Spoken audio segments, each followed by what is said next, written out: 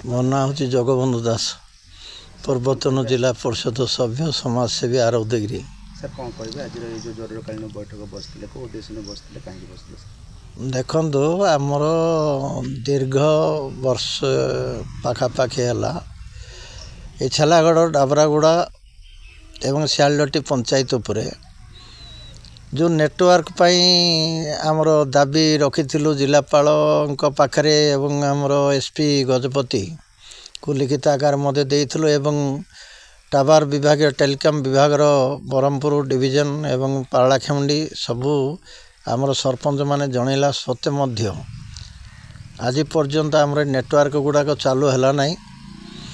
तेणु आ उपरे आम तो जिलापाल पाखरे एवं आमर आरौदगिरी तहसिलदार थाना समस्त को आमर पिला माने सब देइचंती लिखित आकार आमर यहाँ गोटे निष्पत्ति है जे सर्वदलीय हिसाब रे छेलागढ़ ग्राम पंचायत डाबरागुड़ा एवं सियालटी यहाँ आगामी 17 तारीख दिन 326A जो पारलाखेम टू मोहना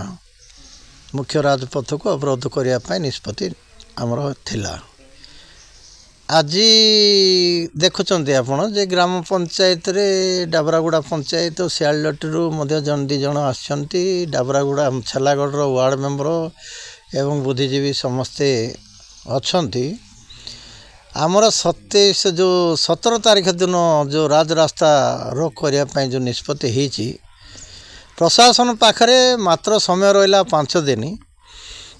दिन भितर जदि 4 दिन भितर से माने जदि आमर चालू करदेवे